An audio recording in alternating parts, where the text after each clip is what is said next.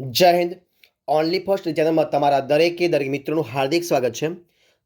તો આજે આપણે વિડીયોમાં જોઈએ કે પોલીસ કોન્સ્ટેબલ, પીએસઆઈ અને એએસઆઈ જે મિત્રો જે પરીક્ષા ટૂંક સમયમાં આવી રહી છે, તો પરીક્ષાની પૂર્વ તૈયારી આપણે કેટલાક વિડીયો મૂકવાની શરૂઆત કરી છે. તો આજે આપણે મિત્રો જે ટોપિક છે જે એ છે બંધારણ ટોપિક છે મિત્રો.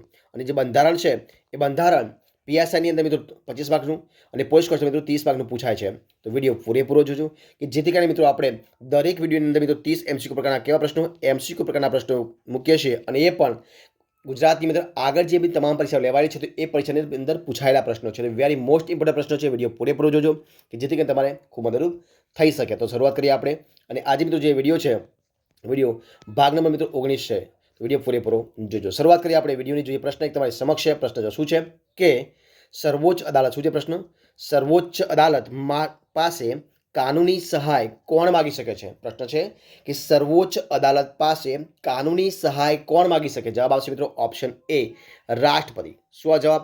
ઓપ્શન એ જવાબ આવશે રાષ્ટ્રપતિ. ઓપ્શન એ જવાબ. જોઈએ આપણે પ્રશ્ન આગળ. શું છે પ્રશ્ન કે હાઈકોર્ટની બંદી, શું છે? હાઈકોર્ટની બંદી પ્રત્યક્ષીકરણ એટલે કે હેબિયસ કોર્પસ રીટની સત્તા બંધારણના કયા અનુચ્છેદ મુજબ થાય છે? એટલે કે છે. અને આ પ્રશ્ન છે પીએસઆઈ જીકે તારીખ 4, 3 અને 5/3ની અંદર મિત્રો જે 2017માં પરીક્ષા લેવાઈ હતી એમાં પૂછાયેલો પ્રશ્ન છે. તો હાઈકોર્ટની બંદી પ્રતિષ્કરણ રીતની જે સત્તા છે એ બંધારણના અનુચ્છેદ નંબર 226માં છે. એમાં અનુચ્છેદ નંબર 226ની અંદર એ મુજબ છે. જવાબ આવશે ઓપ્શન બી, અનુચ્છેદ 226. જોઈએ પ્રશ્ન આપણે આગળ ચર્ચા કરીએ. જો શું છે પ્રશ્ન? પ્રશ્ન છે કે રાજ્ય સેવા આયોગની, શેમાં? રાજ્ય સેવા આયોગની સ્થાપના બંધારણના કયા આર્ટિકલ હેઠળ કરવામાં આવે છે? અને આ પ્રશ્ન જીપીએસસી ક્લાસ 2 તારીખ 28/1/2017 જે પરીક્ષા લેવામાં આવી હતી એમાં પૂછાયેલો પ્રશ્ન છે. તો રાજ્ય સેવા આયોગની સ્થાપના બંધારણના આર્ટિકલ નંબર 315(1) શેમાં? આર્ટિકલ નંબર 315(1) અંદર કરવામાં આવી છે. જવાબ આવશે ઓપ્શન બી, આર્ટિકલ 315(1). જો પ્રશ્ન આપણે ચર્ચા કરીએ. શું છે પ્રશ્ન કે સરકારી પ્રાથમિક શાળાના લઘુ લાયકાત ધરાવતા શિક્ષકોએ કેટલા વર્ષમાં નિર્ધારિત ધોરણે શૈક્ષણિક લાયકાત મેળવી લેવાની હોય છે? તો મિત્રો જો આ જે પ્રશ્ન છે તો જવાબ શું આવશે? સરકારી પ્રાથમિક શાળાના લઘુ લાયકાત ધરાવતા શિક્ષકોએ 5 વર્ષમાં, કેટલા વર્ષમાં? 5 વર્ષની અંદર, કેટલા વર્ષમાં? 5 વર્ષની અંદર નિર્ધારિત ધોરણે શૈક્ષણિક લાયકાત મેળવી લેવાની હોય છે. જવાબ શું આવશે? ઓપ્શન બી, 5 વર્ષ. પ્રશ્ન આપણે આગળ ચર્ચા કરીએ. શું છે પ્રશ્ન કે બંધારણ પ્રમાણે, શેના પ્રમાણે? બંધારણ પ્રમાણે કેટલીક કેટેગરીમાં રાજ્યોને વહેંચાલે છે? તો મિત્રો બંધારણ પ્રમાણે આપણે જોઈએ તો જે રાજ્યો છે, રાજ્યોને 3 કેટેગરી, કેટલી કેટેગરીમાં? 3 કેટેગરીમાં વહેંચાય. જવાબ આવશે option C, 3 category. Option C જવાબ બનશે. પ્રશ્ન આપણે આગળ ચર્ચા કરીએ. પ્રશ્ન શું છે કે મુસ્લિમ મહિલાને, શું છે પ્રશ્ન? મુસ્લિમ મહિલાને છૂટાછેડા વખતે સંરક્ષણ આપવું તેવો ખરડો કયા કેસમાં વિવાદમાં થયો હતો? તો મિત્રો શાહબાનુ કેસમાં. શેમાં? જવાબ આવશે ઓપ્શન સી, શાહબાનુ કેસમાં વિવાદ થયો. જવાબ આવશે ઓપ્શન સી, શાહબાનુ.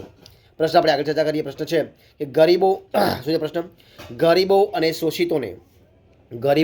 અને શોષિતોને ઝડપી અને સસ્તો ન્યાય પૂરો પાડવા માટે ન્યાયમાં થતો વિલંબ નિવારવા કઈ અદાલતોનું આયોજન કરવામાં આવે છે? અને આ પ્રશ્ન જે પ્રશ્ન જુનિયર ક્લાર્ક તારીખ 19/2/2017 જે વિવિધ જિલ્લાઓની પરીક્ષા લેવામાં આવી હતી એમાં પૂછાયેલો પ્રશ્ન છે. તો ગરીબો અને શોષિતોને ઝડપી અને સસ્તો ન્યાય પૂરો પાડવા માટે ન્યાયમાં થતો વિલંબ નિવારવા માટે જે અદાલત છે જેનું નામ છે લોક અદાલત. કઈ આવશે? લોક અદાલતનું આયોજન કરવામાં આવે છે. શેનું આયોજન કરવામાં આવે છે? લોક અદાલતનું આયોજન કરવામાં આવે છે. જવાબ આવશે ઓપ્શન ડી, લોક અદાલત. પ્રશ્ન આપણે આગળ ચર્ચા કરીએ કે ગ્રામ સભાના અધ્યક્ષ કોણ હોય છે? શેમાં? ગ્રામ સભાના જે અધ્યક્ષ છે તો ગ્રામ સભાના અધ્યક્ષ કોણ હોય છે મિત્રો? તો ગ્રામ સભાના અધ્યક્ષ હોય છે સરપંચ. ઓપ્શન એ જવાબ છે સરપંચ. ઓપ્શન એ જવાબ બનશે સરપંચ. જોઈએ પ્રશ્ન આપણે આગળ ચર્ચા કરીએ. પ્રશ્ન છે કે સંયુક્ત યાદીમાં, શામાં? સંયુક્ત યાદીમાં કાયદો ઘડવાની સત્તા કોની પાસે હોય છે? તો મિત્રો સંયુક્ત યાદીની અંદર કાયદો ઘડવાની જે સત્તા છે તો એ મિત્રો બંને પાસે, કોની પાસે? કેન્દ્ર પાસે પણ હોય છે અને રાજ્ય પાસે પણ હોય છે. જો કેન્દ્રની જે સત્તા હોય એ કેન્દ્રની અંદર કાયદો બને છે, જે રાજ્યમાં બને છે એ રાજ્યની અંદર કાયદો બને છે. તો શું છે કે સંયુક્ત યાદીની અંદર કાયદો ઘડવાની સત્તા બંને હોય છે. જવાબ આવશે આપણો ઓપ્શન સી, બંનેમાં, એટલે કેન્દ્ર અને રાજ્ય બંનેને હોય છે. જો એ પ્રશ્ન આપણે આગળ ચર્ચા કરીએ. તો પ્રશ્ન છે શું છે કે સંઘના તેમજ રાજ્યોના હિસાબો ભારતના નિયંત્રક મહાલેખા પરીક્ષકની સલાહથી ઠરાવે તેવા નમૂનામાં રાખવામાં આવશે. અને આ પ્રશ્ન જે પ્રશ્ન કોમર્શિયલ ટેક્સ ઇન્સ્પેક્ટર પેપર 2ની અંદર તારીખ 28/5/2017 જે પરીક્ષા લેવાઈ હતી એમાં પૂછાયેલો પ્રશ્ન છે. તો મિત્રો સંઘના તેમજ રાજ્યોના હિસાબો ભારતના નિયંત્રક મહાલેખા પરીક્ષકની જે સહી છે, સલાહ છે, એ સલાહથી ઠરાવે તેવા નમૂનામાં રાખવામાં આવશે. મિત્રો જવાબ આવશે કોણ રાખે? જવાબ આવશે ઓપ્શન ડી, રાષ્ટ્રપતિ. કોણ આવશે? જવાબ આવશે ઓપ્શન ડી, રાષ્ટ્રપતિ. જવાબ આવશે ઓપ્શન ડી, જવાબ બનશે. પ્રશ્ન આપણે આગળ ચર્ચા કરીએ. ચૂંટણી કમિશનરોની કોની મિત્રો ચૂંટણી કમિશનરોની સેવાની શરતો અને હોદ્દાની મુદત રાષ્ટ્રપતિ નિયમથી નક્કી કરશે. ચૂંટણી કમિશનની સેવાની શરતો અને હોદ્દાની મુદત રાષ્ટ્રપતિ નિયમથી નક્કી કરશે. આ જોગવાઈ બંધારણના કયા આર્ટિકલમાં જણાવવામાં આવી છે?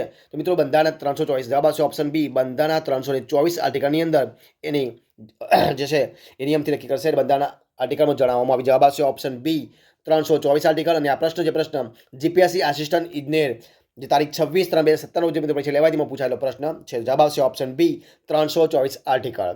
પ્રશ્ન આપણે આગળ ચર્ચા કરીએ. ભારતના કમ્પ્ટ્રોલર શું આવશે? ભારતના કોમ્પ્ટ્રોલર અને ઓડિટર જનરલની ટિપ્પણીઓ જે છે ટિપ્પણીઓ પર જરૂરી કાર્યવાહી હાથ ધરવાની જે છેવટથી જવાબદારી કોની છે મિત્રો? છેલ્લામાં જવાબદાર કોની છે?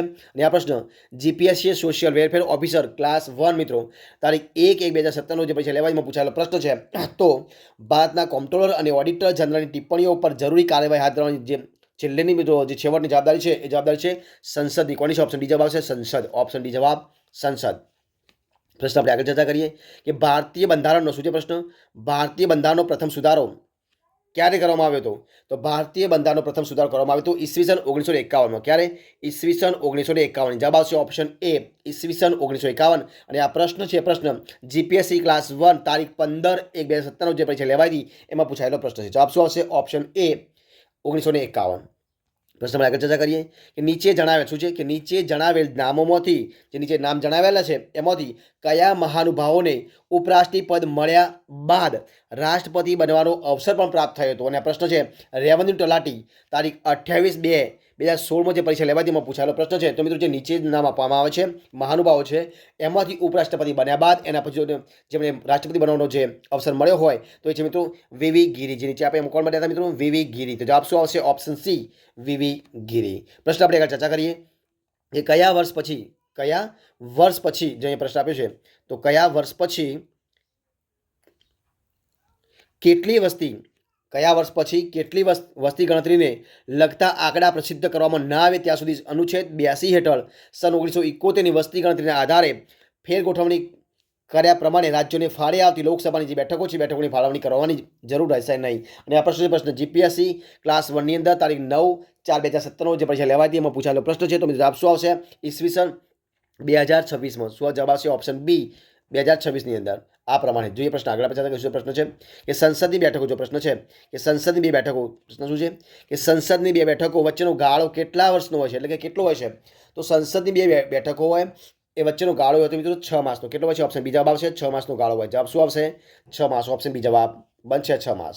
પ્રશ્ન આગળ ચર્ચા કરીએ તો પ્રશ્ન છે કે જાહેર રોજગારીની શું છે પ્રશ્ન કે જાહેર રોજગારીની બાબતમાં તકની સમાનતા ભારતના બંધારણના કયા અનુચ્છેદમાં છે? અને આ પ્રશ્ન જીપીએસસી ક્લાસ 1ની અંદર તારીખ 28/1/2017 જે પરીક્ષા લેવાતીમાં પૂછાયેલો પ્રશ્ન છે મિત્રો.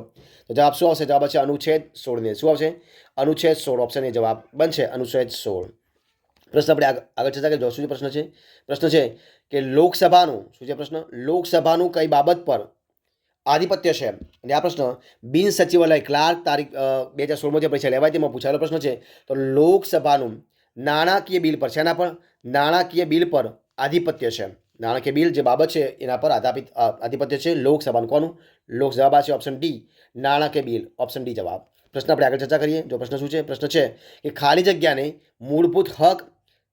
જગ્યાના બંધારણીય સુધારાથી રદ કરવામાં આવેલ છે. અને આ પ્રશ્ન GPSC social welfare officer class 2 તારીખ 25/2/2017 રોજ પરીક્ષા લેવાય તેમાં પૂછાયેલો પ્રશ્ન છે. તો મિત્રો મિલકતને શેને મિત્રો અહીંયા આવશે મિલકત. તો મિલકતને મૂળભૂત હક જે 44 છે એ 44ના બંધારણ સુધારાથી રદ કરવામાં આવેલ છે.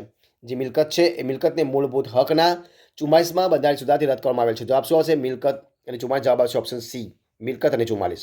બરોબર છે. જોઈએ પ્રશ્ન આપણે ચર્ચા કરીએ. લોકપાલના અધ્યક્ષ તથા સભ્યોની નિમણૂક માટેની જે પસંદગી છે એ પસંદગી કમિટીમાં કોનો સમાવેશ થતો નથી? જીપીએસસી ક્લાસ 2માં તારીખ 18/3/2017 જે પરીક્ષા લેવાય તેમાં પૂછાયેલો પ્રશ્ન છે.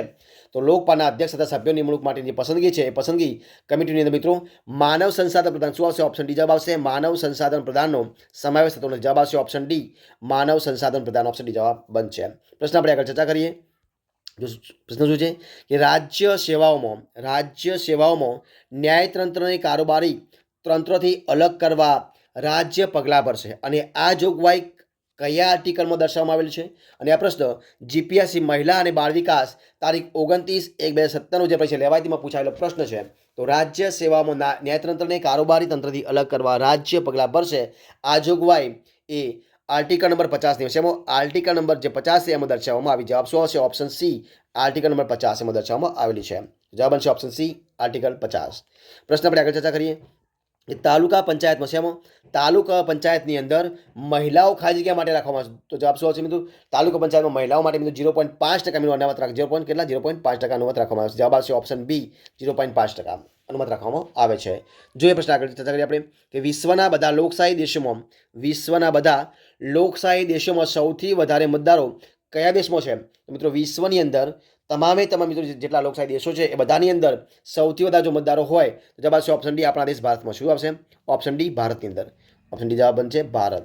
પ્રશ્ન આપણે આગળ ચર્ચા કરીએ કે રાજ્યના પ્રધાનમંડળમાં શું છે પ્રશ્ન? કે રાજ્યના જો પ્રશ્ન બનશે શું બનશે પ્રશ્ન?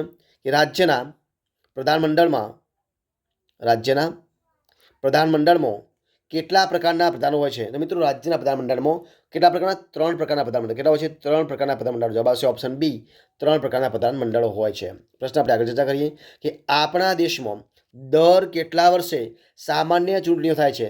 તો આપણા દેશની અંદર સામાન્ય રીતે 5 વર્ષે. કેટલા વર્ષે? ઓપ્શન સી જવાબ આવશે 5 વર્ષે સામાન્ય ચૂંટણી. જવાબ આવશે ઓપ્શન સી 5 વર્ષે સામાન્ય ચૂંટણીઓ થાય છે. પ્રશ્ન આપણે આગળ ચર્ચા કરીએ. જો પ્રશ્ન શું છે? પ્રશ્ન છે કે શું છે પ્રશ્ન? કે બાળ મજૂરી પર શું છે પ્રશ્ન? કે બાળ મજૂરી પર પ્રતિબંધ અંગે ભારતના બંધારણમાં જોગવાઈ છે કે નહીં અને હોય તો તે કઈ કલમમાં છે? અને આ પ્રશ્ન જે પ્રશ્ન જીપીએસસી ક્લાસ 1 તારીખ 15/1/2017 જે પરીક્ષા લેવાય તેમાં પૂછાયેલો પ્રશ્ન છે. તો બાળ મજૂરી પર પ્રતિબંધ અંગે ભારતના બંધારણમાં જોગવાઈ છે કે નહીં એ જો કલમ હોય તો એ કલમ છે 24 નંબરની. કઈ છે મિત્રો? કલમ નંબર 24માં એ જોગવાઈ છે. જવાબ આવશે ઓપ્શન સી કલમ નંબર 24. ઓપ્શન સી જવાબ બનશે. પ્રશ્ન આપણે આગળ ચર્ચા કરીએ કે ભારતના રાષ્ટ્રપતિ બનવા માટે કઈ બાબત સાચી નથી? જે નીચે મિત્રો આપ્યા છે એમાં કઈ બાબત સાચી નથી જો એવું પૂછ્યું છે. તો જીપીએસસી પ્રિલિમ 2001માં જે પ્રશ્ન પરીક્ષા લેવાયમાં પૂછાયેલો પ્રશ્ન છે. તો ભારતના રાષ્ટ્રપતિ બનવા માટે જો બાબત સાચી ના હોય તો જે સરકારી કર્મચારી હોવો જોઈએ આ બાબત મિત્રો સાચી નથી. એટલે તો જવાબ શું આવશે મિત્રો? સાચી કઈ છે? તો ભારતના નાગરિક હોવો જોઈએ, 35 વર્ષથી વધુ ઉંમર હોવી જોઈએ, સંસદ સભ્ય ન હોવો જોઈએ. આ બાબત હોવી જોઈએ. તો નથી કઈ? તો સરકારી કર્મચારી હોવો જોઈએ. બાબત નથી. જવાબ આવશે ઓપ્શન બી સરકારી કર્મચારી હોવો જોઈએ. આ બાબત સાચી નથી. પ્રશ્ન આપણે આગળ ચર્ચા કરીએ. જો શું પ્રશ્ન છે કે કોઈ રાજકીય પક્ષે રાષ્ટ્ર કક્ષાના રાજકીય પક્ષ તરીકે માન્યતા મેળવવા ઓછામાં ઓછા કેટલા રાજ્યોમાં માન્યતા મેળવેલી હોવી જોઈએ? અને આ પ્રશ્ન જીપીએસસી મ્યુનિસિપલ ચીફ ઓફિસર તારીખ 9/4/2017 જે પરીક્ષા લેવાયમાં પૂછાયેલો પ્રશ્ન છે. તો કોઈ રાજકીય પક્ષે રાષ્ટ્ર કક્ષાના રાજકીય પક્ષ તરીકે માન્યતા મેળવવા ઓછામાં ઓછા કેટલા? 4 રાજ્યોમાં. કેટલા? 4 રાજ્યોની અંદર માન્યતા મેળવેલી હોવી જોઈએ. તો જવાબ શું આવશે? ઓપ્શન બી 4 રાજ્યોમાં. પ્રશ્ન આપણે આગળ ચર્ચા કરીએ કે બંધારણના અનુચ્છેદ શું છે પ્રશ્ન? બંધારણના અનુચ્છેદ 51(1) ની અંદર 51(1) દર્શાવેલ મૂળભૂત ફરજોમાં નીચેના પૈકી કઈ નથી? જવાબ આવશે નથી પૂછ્યું મિત્રો. જવાબ શું આવશે? તો જીપીએસસી પ્રિલિમ 2014માં આ પરીક્ષા લેવાયેલી છે એમાં પૂછાયેલો પ્રશ્ન છે. તો બંધારણના અનુચ્છેદ 51(1) ની અંદર દર્શાવેલ મૂળભૂત જે ફરજો છે એમાંથી બિનસાંપ્રદાયિકતા જાળવવાની જે છે એને દર્શાવી નથી. જવાબ શું આવશે? બિનસાંપ્રદાયિકતા જાળવવાની છે એ દર્શાવે નથી. જવાબ આવશે ઓપ્શન ડી બાકી બધા સાચા છે. એટલે કે સંસ્કૃતિના સમૃદ્ધ વારસાને સન્માનવાની, જાહેર મિલકતનું રક્ષણ કરવાની અને બંધારણને વફાદાર રહેવાની આ તમામ બાબતો સાચી વાત છે. પરંતુ નથી પૂછ્યું. જવાબ શું આવશે? બિનસાંપ્રદાયિકતા જાળવવાની એ બાબત સાચી નથી. જવાબ છે આપણો ઓપ્શન ડી. બરોબર છે. પ્રશ્ન આપણે ચર્ચા કરીએ અને આ વિડીયો છેલ્લો પ્રશ્ન જો શું છે પ્રશ્ન છે કે કયા મુખ્ય ન્યાયાધીશે શું છે પ્રશ્ન? કયા મુખ્ય ન્યાયાધીશે ભારતના રાષ્ટ્રપતિ તરીકે પણ કાર્ય બજાવેલ છે? અને આ પ્રશ્ન જીપીએસસી બાળલગ્ન પ્રતિબંધ ઓફિસર છે તારીખ 8/1/2017 જે પરીક્ષા લેવાયમાં પૂછાયેલો પ્રશ્ન છે મિત્રો. તો જસ્ટિસ એમ હિદાયતુલ્લા. કોને? જસ્ટિસ એમ હિદાયતુલ્લા જે આપણા મુખ્ય ન્યાયાધીશ હતા એમણે ભારતના રાષ્ટ્રપતિ તરીકે પણ કાર્ય બજાવેલ છે. તો જવાબ શું આવશે? જસ્ટિસ એમ હિદાયતુલ્લા. ઓપ્શન બી જવાબ બનશે. તો મિત્રો અહીંયા આપણે જે 30 પ્રશ્નો મિત્રો એમસીક્યુના પ્રશ્નો હતો એના સંપૂર્ણપણે આપણે વિડીયો પૂરું કરીએ છીએ. જો તમને મારો વિડીયો ગમ્યો હોય, વિડીયો પસંદ આવ્યો હોય, યુઝફુલ લાગ્યો હોય તો વિડીયોને લાઇક કરો, કોમેન્ટ કરો, તમારા મિત્રોને વિડીયો શેર કરો અને છેલ્લે ચેનલમાં નવા હોય ચેનલ સબસ્ક્રાઈબ ન કરી હોય તો ઓનલી ફર્સ્ટ એ ચેનલ સબસ્ક્રાઈબ કરવા માટે વિનંતી છે. મારા વિડીયોને પહેલાંથી છેલ્લે સુધી જોવા માટે તમારા દરેક મિત્રોનું દિલથી ખૂબ ખૂબ આભાર માનું છું. ફરી મળીશું એક નવા વિડીયો સાથે, નવા ટોપિક સાથે. બની રહો. જય હિન્દ, જય ભારત, ઓલ ધ બેસ્ટ. જય જય ગરવી ગુજરાત.